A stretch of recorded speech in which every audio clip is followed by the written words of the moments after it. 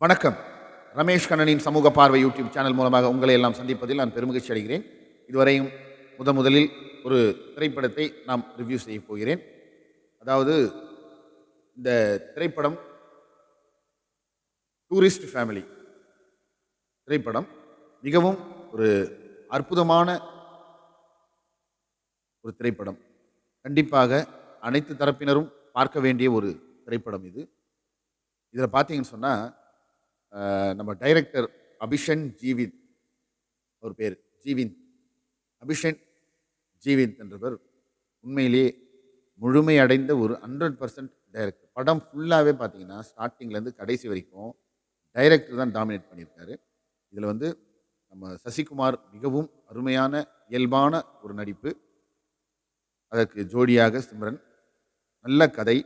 கதையில வந்து எங்கேயுமே வந்து அ கதைய வந்து எங்க எப்படி தொடங்கி, அதில எல்லா பாயிண்ட்டுக்கும் கரெக்ட்டான பதில்களை சொல்லி, எதையுமே லேக்கா விடாம, எங்குமே அதிகமோ, கம்மியுமோ இல்லாம, ஆடியன்ஸ அருமையா உட்கார வச்சு, எல்லா தரப்பினருக்கும் எல்லா தரப்பினருக்கும் தேவையான அனைத்து விஷயங்களையும் கொடுத்து, ரொம்ப சினிமாத்தனம் இல்லாம, ஒரு அருமையான குடும்ப கதை.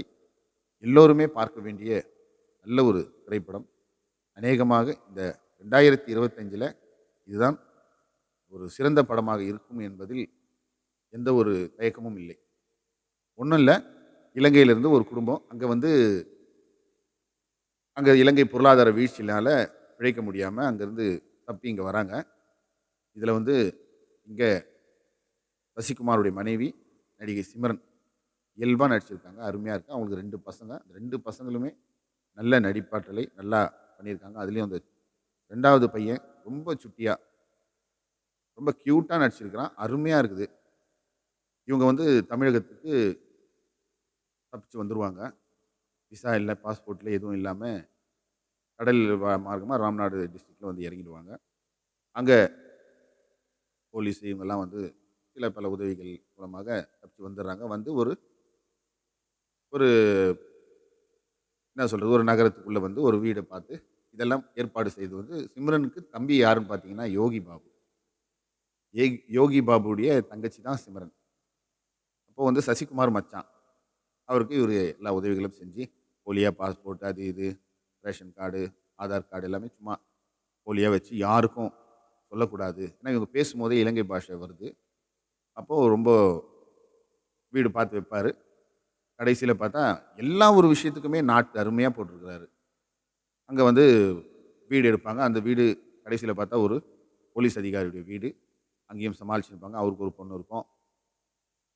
இது எப்படின்னு சொன்னா, அந்த இடத்துல வந்து ஒரு ஹைலைட்டான விஷயம் என்னன்னா, ஒரு 60 வயதுக்கு மேல ஒரு தம்பதி இருப்பாங்க. அவங்க வந்து ம் அவருடைய கணவர் வந்து யார்கிட்டயுமே பேச மாட்டாரு. யார்கிட்டயுமே பழக மாட்டாரு. அவங்க காதல் திருமணம் செஞ்சுன்னு பல ஆண்டு காலமா இங்க வந்து வாழ்ந்துருப்பாங்க. யாரோடையும் ஒட்டும் இல்லாம, உறவும் இல்லாம, அப்படியே தனிமையிலே சந்தோஷமா அவங்களுக்குள்ள அன்பை பரிமாறிக்கொண்டு, இந்த ரொம்ப வருஷத்துக்கு முன்னால நம்ம "ஏழடி கண்மணின்னு" நெனைக்கிறேன். அந்த படத்துல பார்ப்போம். ஒரு வயதான தம்பதிகளுடைய காதல் அருமையா காமிச்சிருப்பாங்க. அதே மாதிரி அந்த "வாலிபங்கள் ஓடும் வயதாகக்கூடும் ஆனாலும் அன்பு மாறாதம்மான்ற" மாரி அந்த அந்த சிச்சுவேஷன் அந்த சீன் வந்து இப்போதைக்கு ரொம்ப ரொம்ப அருமையா அவங்களுடைய காதலை வந்து ரொம்ப அருமையா வெளிப்படுத்தியிருப்பாரு. இத நான் வந்து சொல்றத விட நீங்க அங்க போய் பார்க்கும்போது தான் நல்லாருக்கும். அது வந்து ஒரு பிரமாதமான காட்சி அமைப்பு அமைச்சிருப்பாரு. எனக்கு வந்து சொல்லணும்னு இருக்கு. ஆனா, நான் சொன்னேன்னா, அதனுடைய சுவாரஸ்யம் உங்களுக்கு அங்க நீங்க பார்க்கும்போது போயிடும். அது மாரி வயதான அந்த உண்மையான தம்பதிகள் ஒருத்தருக்கு ஒருத்தர் எவ்வளோ அந்யோன்யமா வாழ்ந்தார்கள்.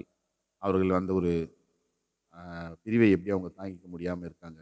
அப்படின்றத ரொம்ப தெளிவா, அருமையா காமிச்சிருப்பாரு. 2வது அ அப்பாவுக்கும் வயது வந்த மகன், பெரிய மகனுக்கு வந்து இவங்க இலங்கையிலேருந்து எல்லாத்தையுமே விட்டு வந்ததுனால, பையன் வந்து அப்பா மேல ஒரு கோவத்தில இருப்பான். பேச மாட்டான். அத ஒரு நாள் வந்து அவரு அந்த சப்ஜெக்ட் வந்து ரொம்ப ரொம்ப ரொம்ப அருமையா எடுத்திருப்பாங்க. அத காட்சிப்படுத்தியிருப்பாங்க. பையன் வந்து பேசுவான். அப்பா வந்து, "என்னடா! நீ மட்டும் தான் எல்லாத்தையும் விட்டு வந்திருக்கிறியா? இந்த மாதிரி சுச்சுவேஷனில் உனக்கு ஒரு பையன் இருந்திருந்தா அவனை மட்டும் தனியாக நீ அங்கேயே இருடான்ட்டு நாங்கள் எல்லாம் விட்டு வந்திருக்க முடியுமா? தலையில 2 போட்டாவது இட்டுன்னு வந்து வரமாட்டியா உன் பையன? அதே மாரி தான் நான் உன்ன இட்டுன்னு வந்தேன். அதுக்கு ஏன்டா என்கிட்ட பேச மாட்றன்ற மாரி கேட்பாரு.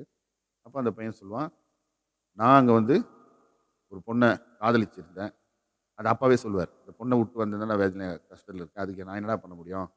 இந்த மாரி சிச்சுவேஷன்ல அங்கருந்து தப்பிச்சு ஓடியார்றோம்.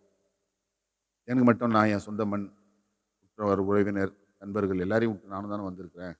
நீ எதுக்கு இந்த பொண்ண நெனச்சு என்கிட்ட பேசாம இருக்கிற?" அப்படின்ற மாதிரியான அவங்க 2 பேருக்குள்ள அந்த அருமையா இருக்கும் பேசுற டயலாக். அவன் ஒரு கட்டத்தில வந்து இன்னைக்கு என்னுடைய அந்த காதலிக்கு இன்னைக்கு எனக்கு கல்யாணம். என் காதலிக்கு அங்க கல்யாணம். நான் விட்டுட்டு வந்துட்டேன். எல்லாமே போச்சு.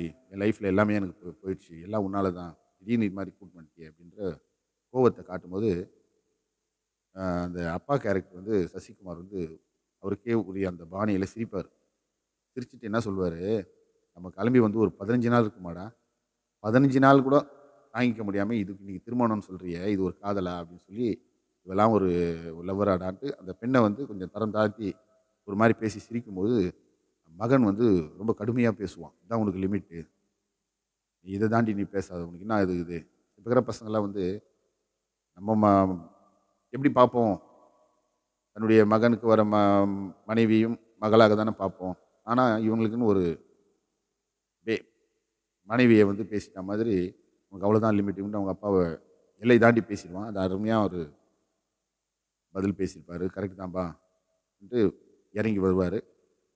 இறங்கி வந்து, "சரி நான் என்னுடைய லிமிட்ட தாண்டி நான் பேசிட்டேன்" அப்படின்னு சொல்லி அவர் பேசும்போது, பையன் கேரக்டர் வந்து அந்த இடத்துல ரொம்ப ஆழமான ஒரு சென்டிமென்ட்டா இருக்கும். "அப்பா அந்த பொண்ண விட்டு வந்தேன்லாம் நானு அழுவல. அந்த பொண்ண விட்டு வந்தேன்னு அந்த கோவத்தலாம் நான் பேசல. நான் அங்க படிச்ச டிகிரி, நல்லா படிச்சேன். எல்லா டிகிரி கிகிரி எல்லாமே எதுவுமே வேஸ்ட்டா போச்சு அங்க. அதனால அங்க என்னுடைய கனவே என்னன்னா, எனக்காக கஷ்டப்பட்டு என்னை இந்த அளவுக்கு ஆளாக்குன என் தாயும், தகப்பனையும் நான் படிச்சு முடிச்சுட்டு, அவங்கள கண் கலங்காம அதிகமா சம்பாதிச்சு, கண் கலங்காம வச்சுக்கணுன்றது தான் என் கனவு.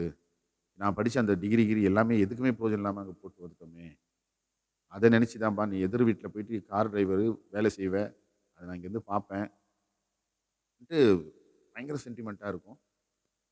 எல்லார் கண்களிலுமே கலங்கக்கூடிய அந்த காட்சிப்படுத்தியிருப்பாரு டைரக்டர்.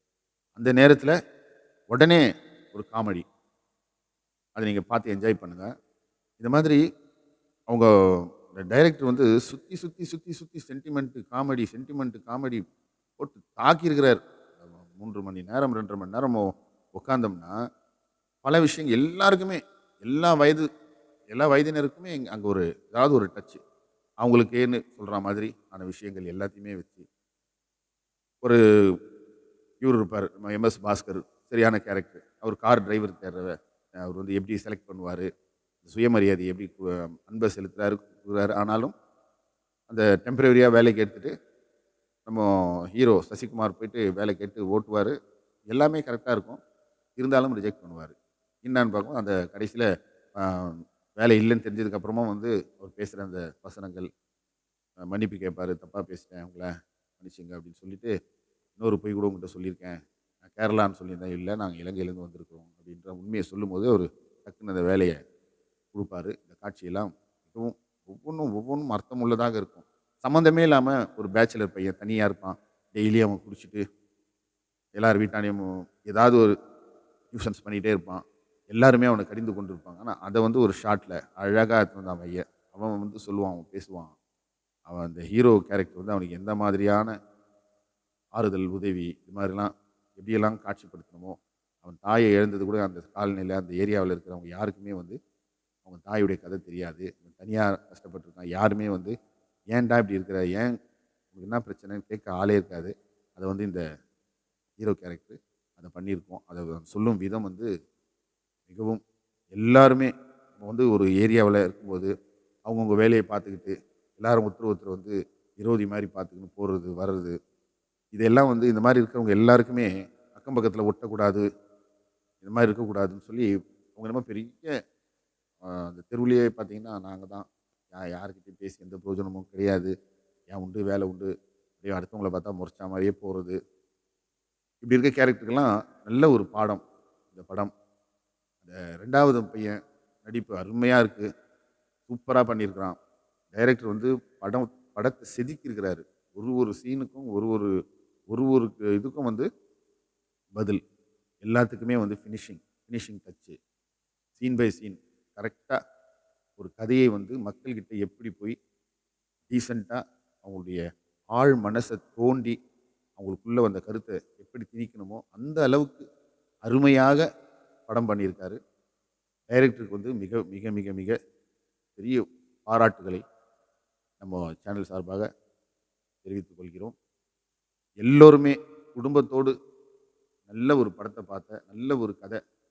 பல ஆண்டுகளுக்கு பிறகு நல்ல ஒரு கதையை நம்ம பார்த்த ஒரு திருப்தியோடு வருவோம். எல்லார் வாழ்க்கையிலும் நடக்கிற சாதாரண விஷயங்களை எல்லாம் அருமையா எடுத்து சொல்லி, அத கொஞ்சம் காமெடி கலந்து, ஒரு என்டர்டெயின்மென்ட்டோட அதிக பிரம்மாண்டம் அதெல்லாம் சினிமாத்தனம் எதுவுமே இல்லாம, ஆஸ் யூசுவலா அக்கம் பக்கத்தில நடக்கிற ஒரு கதை.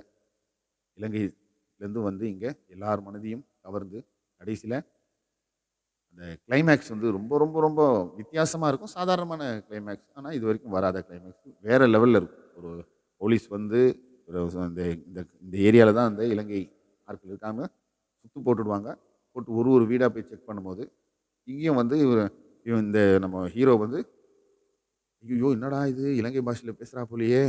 காட்டி பாருன்னு" எல்லாருமே திகைச்சு போய் நிக்கிற நேரத்தில, சாதாரணமா அப்புறமா ஒரு ட்விஸ்ட் வச்சு ஃபைனலா திருப்திகரமா எந்த ஒரு இதுவும் இல்லாம அருமையா பண்ணியிருக்கிறாரு. இதெல்லாம் வந்து சொல்றது வந்து நீங்க பார்த்தீங்கன்னா தான் புரியும்.